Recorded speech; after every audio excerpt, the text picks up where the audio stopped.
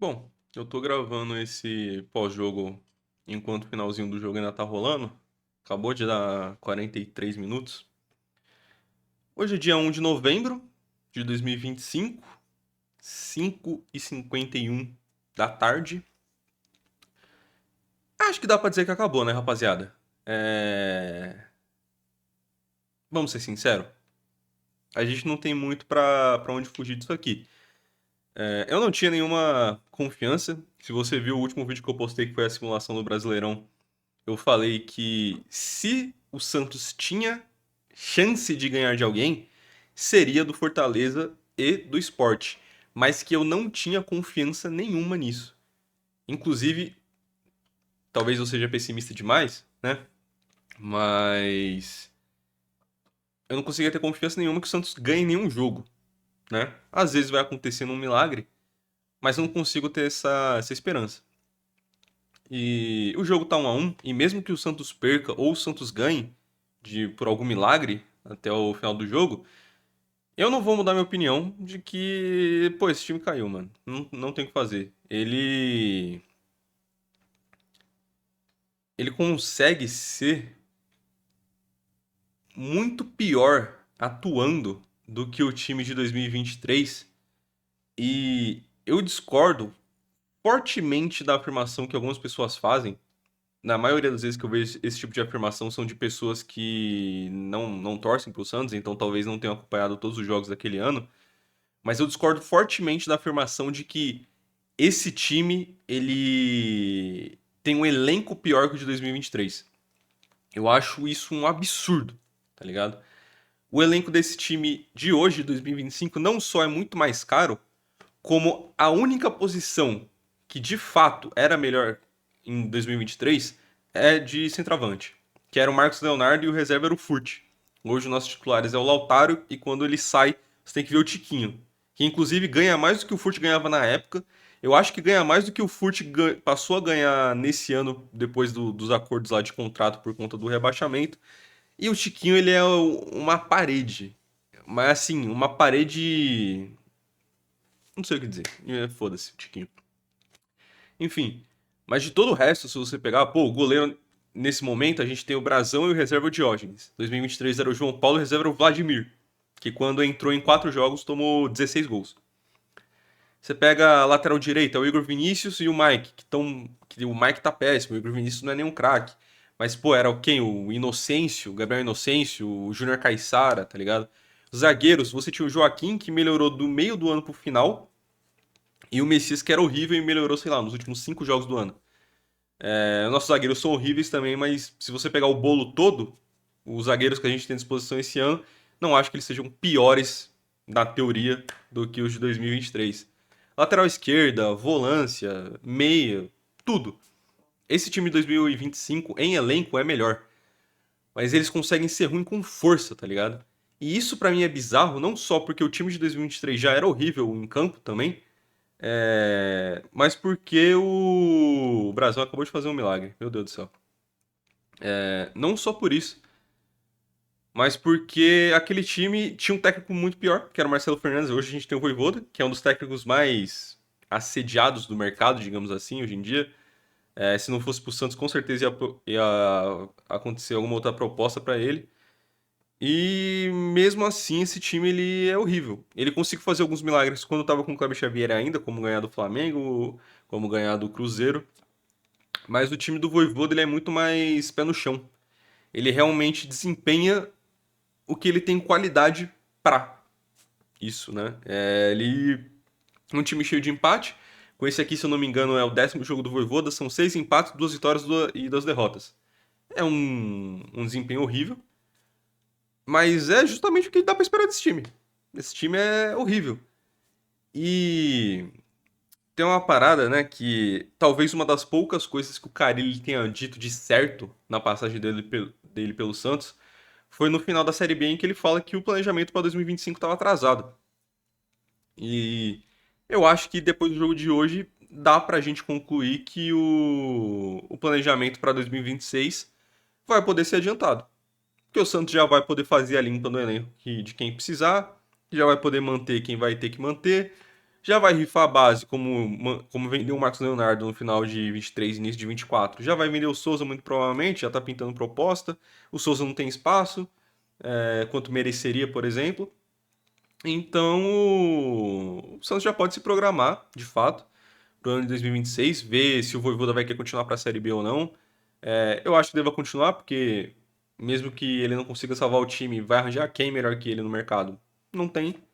É, Enfim, acho que esse vai ser talvez o vídeo de pós-jogo mais curto da história do canal, porque realmente não tenho o que dizer, cara. Novamente, eu repito, se fosse para o Santos ganhar de alguém, seria o Fortaleza e o Sport, porque eram os adversários mais realistas, até por estar jogando em casa. Embora o Santos, a Vila Belmiro esse ano, não tenha força nenhuma para empurrar o Santos. Mas seriam os mais plausíveis de acontecer. Mas eu não tinha confiança nenhuma, e de fato tá empatando com o Fortaleza. Talvez ganhe do Sport, talvez não, talvez ganhe do Juventude, talvez não. E de todos os outros confrontos, a probabilidade de que perca praticamente todos, talvez empate com muita sorte. Mas não tem muito o que dizer, cara. Assim, realmente não tenho palavras pra dizer. O Neymar foi relacionado, até entrou, até acho que ele conseguiu jogar bem ali nos poucos momentos que ele. Poucos momentos não, né? Nos momentos que ele tocou na bola, mas. Pô, não é o Neymar que vai salvar esse time, tá ligado? Podia voltar o Neymar de 2012, que talvez, com muita sorte, ele salvasse esse time. Mas não vai dar, não vai ter como. Aos 12 minutos do primeiro tempo, o Roleza foi um gol embaixo, foi um chute embaixo do gol, um passe brilhante do Zé Rafael. Zé Rafael que é um dos poucos que joga nesse time. Roleza que é um dos poucos que custou caro nesse time, que deveria render e não rende. Fez outra partida horrorosa hoje de novo. É... Bizarra. Aos 34 tem o primeiro gol do Fortaleza. Deram espaço para cabecear num cruzamento, se eu não me engano, foi do Breno Lopes. Fica o Vitor Hugo e o Vinícius ali meio embolados, nenhum dos dois vai pressionar o Breno Lopes, ele consegue cruzar na área, o Luan Pérez com mais de 1,90 m perde de cabeça, bizarro. Aos 39 teve o gol do Fortaleza que foi anulado, né? Por sorte estava impedido, por muita sorte. E o Neymar quase fez um gol de falta. Caralho. Enfim. Enfim, teve a sorte do gol ter anulado por detalhes, né? Por centímetros ali. Mas, de fato, outro vacilo bizarro da defesa como um todo. Schmidt, Igor Vinícius, Adonis, Luan. Não tem. Eu acho que as únicas pessoas que dá pra elogiar desse time hoje, talvez, seja o quê? O Brazão, que não falhou no gol. O Igor Vinícius foi mal. O Pérez foi mal. O Adonis foi péssimo. Escobar não foi horrível quanto em algumas outras partidas. Mas, caralho, quase. Nossa, mano, o Robinho deu um chute ali que desviou. Na imagem deu a entender que quase foi gol, mano. Bizarro. Enfim, todo mundo mal. O Escobar meio mal. O Schmidt mal também, muito lento. O Zé Rafael é o único que jogou bem de fato desse time titular inteiro. Se for tirar ele, o laser péssimo, Barrel apagado. Vitor Hugo, um dos jogadores mais sumidos que eu já vi em campo na história do Santos. E o Daronco apita o jogo. Santos 1-1, Fortaleza, né? Resultado tenebroso, que mais uma vez praticamente consagra o rebaixamento do Santos. O Cruzeiro fez a parte dele, se eu não me engano, né? Eu não vi se saiu mais na transmissão, mas foi acho que 3-1, né? Dois gols do Caio Jorge, inclusive, que aí volta aquela reflexão, né? O Santos nos últimos anos revelou Gabigol, Caio Jorge, Yuri Alberto, Marcos Leonardo, David Washington, que voltou mal, mas enfim, Luca Meireles, e o nosso centroavante é o Tiquinho e o Lautaro. É bizarro. Enfim, o Vitor Hugo, um dos jogadores mais apagados que eu me lembro com a camisa do Santos, assim, eu não lembro de com todo jogo quando acaba, se eu lembro de dois lances do Vitor Hugo participando é muito. Assim, perdão, pode ser erro meu, tá ligado? Mas eu lembro de todo mundo participando de algum lance e eu não lembro do Vitor Hugo. E aí, enfim, Santos vai pro intervalo, volta com três alterações, bota Robinho Arão e Tiquinho. Tiquinho Soares. E tira o Schmidt, o Barrel e o Rolizer. E assim, vamos lá, rapaziada. O Schmidt tava mal, é lento. O Vojvoda colocou o Arão, que ia ser mais um volante. Entendo a substituição. O Rolizer tava péssimo em campo. O Barreal tava muito sumido também. E pra entrada do Robinho no lugar de um dos dois, eu entendo. Mas não existe nenhuma justificativa plausível para o Tiquinho ser relacionado para qualquer jogo do Santos até o final do campeonato. Não existe, já não existia hoje, não existe mais. O Tiquinho, ele é uma parede que toda bola que toca nele, não, ela volta para o adversário de alguma forma.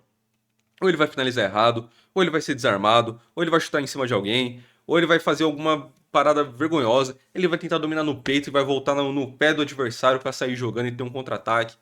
O Tiquinho é um dos piores jogadores que eu já vi com a camisa do Santos nos últimos anos. Ele ainda fez o início de Paulista razoável, razoável, assim, bem razoável, mas depois do início do Brasileiro, cara, é um bagulho assim asqueroso que o Tiquinho faz. Ele tem o quê? Um ou dois gols, eu acho. E eu acho que se pá, os dois são de pênalti, que é um contra o Galo e o outro contra algum time ainda no. Acho que contra o São Paulo, que a gente nem ganha o jogo. Enfim, o Tiquinho é horroroso, não tem mais que entrar. Eu prefiro o Tassiano no lugar dele, eu prefiro o Guilherme no lugar dele, que entrou mal de novo, perdendo jogada, péssimo. Qualquer um no lugar do Tiquinho tá melhor, cara. Se você botar um zagueiro lá, bota o Adonis Frias lá, que pelo menos chutou e de alguma forma milagrosa saiu um gol. Bota ele no lugar do Tiquinho no ataque, mas não bota o Tiquinho, pelo amor de Deus. Aos 21 tem entrado o Neymar no lugar do Vitor Hugo, finalmente o Vitor Hugo saiu. Aos 28, um gol cagadaço do Adonis, assim, bizarro. Ele me lembrou, assim, com muito menos sorte, aquele gol do Michael Jackson Quinones de 2008, se não me engano, que salva o Santos do rebaixamento no jogo contra o Inter. Que ele chuta, a bola ia na puta que pariu, desviando o zagueiro, mata o goleiro de um jeito bizarro e acaba indo pro gol. Não foi com tanta sorte assim, eu acho, mas por um momento me lembrou, né? Talvez trouxesse um pouco de esperança se fosse pra virar o jogo, o que não foi o caso. Mas enfim, do jogo foi isso, não tem o que falar, todo mundo mal. É, O Santos, novamente, eu tô perdido aqui, cara, é foda. O Santos, mais uma vez, quando dependeu dele, não fez o que deveria. Esse time não vai arrancar nenhum empate contra o Palmeiras, no Allianz, obviamente não. Nem contra o Flamengo no Maracanã. Tem chance de ser um outro 8-0 que eles meteram no Vitória. Uma segunda goleada vergonhosa para o Santos sofrer nesse campeonato que tá mais doloroso que o de 2023. O de 2023, até a última rodada, o Santos tinha chance. Inclusive, tinha mais chance de se livrar do rebaixamento que todos os outros. Hoje eu acho isso muito difícil. O Vitória performa melhor que o Santos. O Fortaleza performa melhor que o Santos, tomou um gol num acaso absurdo ali, mas se for por merecimento, o Fortaleza mereceu muito mais ganhar o jogo. Eu não lembro de nenhuma defesa bizarra que o goleiro do Fortaleza tenha feito. Enquanto o Brasão teve que salvar algumas vezes. Inclusive aqui enquanto eu tava gravando o jogo, o pós-jogo aqui, o vídeo que eu falei.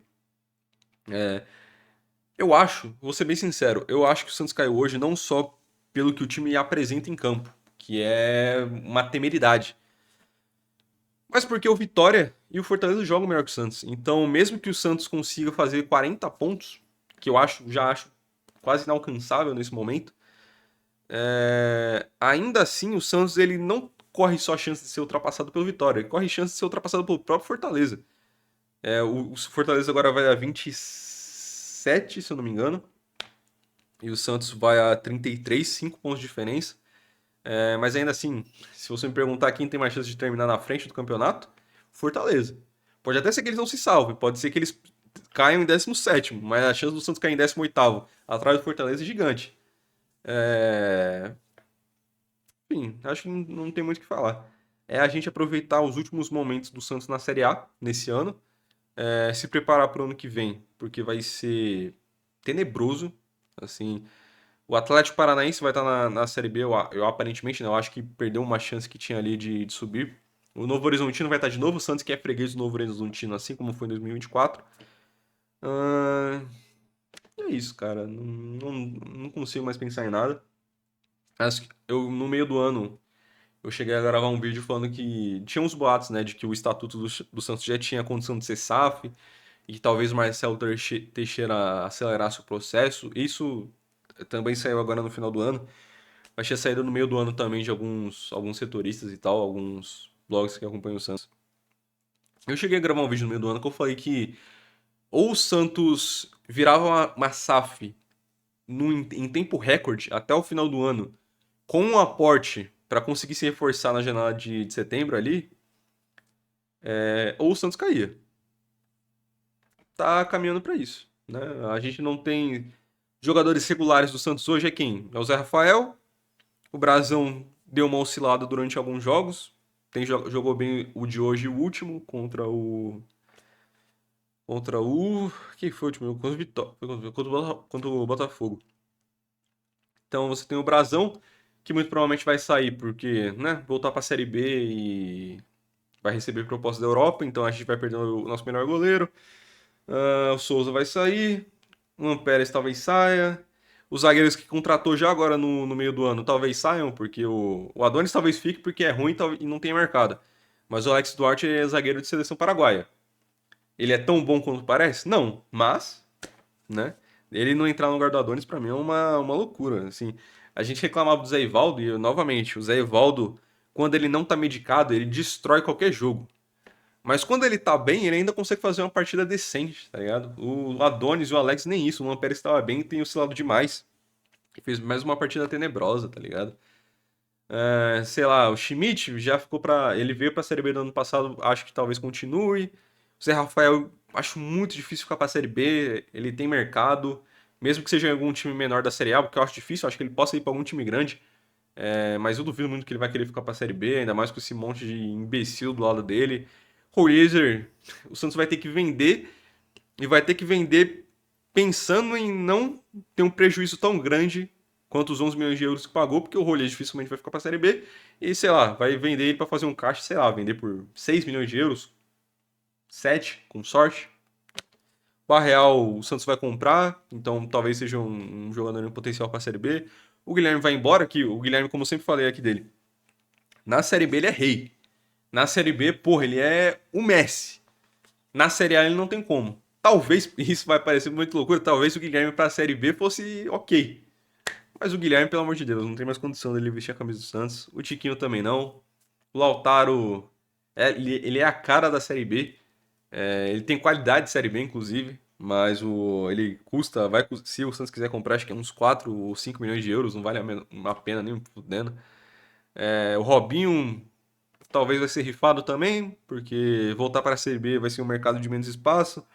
Os agentes dele lá já queriam mais destaque para ele. Não sei se vão querer ir para a Europa ou não. Teve uns olheiros de olho nele nos últimos jogos. Enfim, eu acho que. Toda hora eu falo que não tem mais o que falar.